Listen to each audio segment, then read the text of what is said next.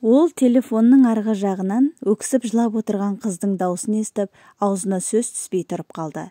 Бірнеше секундқа созылған үнсіздіктен кейін қыз: "Мен келістім, сенің махаббатыңды қабылдадым", деді. Ертеңінен бастап олар сабаққа бірге барып, бірге қайтатын болды.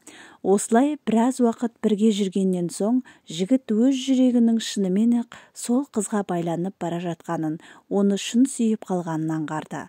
Ал ақылды бойжеткеннің сабақ үлгерімі күн санап төмендей берді. Тентек те болса ақкөңіл жігіт мұның бәрі өзінің кесірінен екенін біліп, іштей қиналып жүрді. Жоқ, оған бәрін айтуым керек. Одан аулақ болғаным ол үшін енді жақсы болар, деген жігіт ақыры осындай шешімге келді.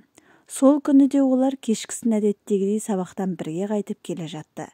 Бірақ жігіт бұрынғыдай көңілді емес еді.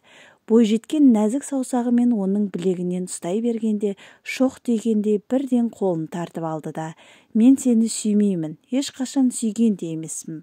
Бар болғаны сені өзіме қаратып аламын деп достарыммен бәстескен болатынмын. Бәсте жеңіп шықтым. Енді арамызда ештеңе болуы мүмкін де емес, кешір", деп қойып қалды.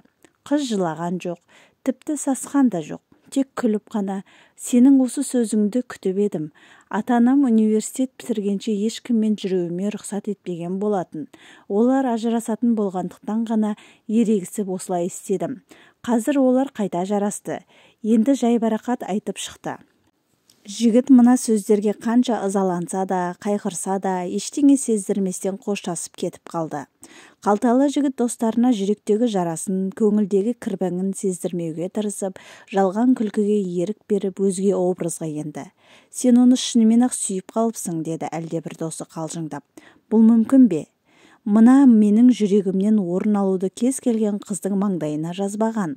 Ол осылай деп кеудесін қақса да, жүрегінің шаншып бара жатқанын тек өзі ғана білді. Көп ұзамай Мәншүк сабаққа басқа бір жігітпен қолтықтасып келді. Қанша тәкаппар болса да, оның бұл көріністі көруге дәті жетпей, далаға жүгіріп шығып кетті. Қайда кетіп бара жатқанын өзі де білмейді. Әйтеуір жүрегінің сыздағаны басылса болғаны. Қанша жүргені белгісіз, әлден уақытта шырылдап қоя берген телефон даусы ғана Дамирдің есін жиғызды. Қысқа хабарлама келіп тұр екен. "Сен қайда кеттің? Саған айтар маңызды сөзім бар еді. Кездесейікші". Ол ештеңе елемегендей миығынан күліп қана қойды. Бірақ бұл күлкіде жүрек сыздатар жан жарасы бар еді. Тәкаппарлығы, асқақтығы жібермеді. Сәлден соң тағы да хабарлама келді. Онсыз да зорға ұстап тұрған жалған намыс біржола ізін қайым жоғалды. Телефонын қолына сығымдай ұстаған күйі хат қайтарды. "Мені кешір, сені шексіз сүйемін, менен кетпеші, өтінемін". Дамир осыны жазып болғанда көкірегінен булығып шыққан ащы өксіктің қалайша кірпігінен үзіліп түскенін сезбей қалды. Алайда қыздан ешқандай жауап хат келмеді. Сол күннен бастап оның сүйіктісімен байланысы мүлдем үзілді. Оны іздеп телефон да шалды, хат жолдап та көрді, тіпті үйіне, жатақханасына дейін іздеп барды. Ешқандай хат хабар жоқ. Бір жолы ғайып болғандай.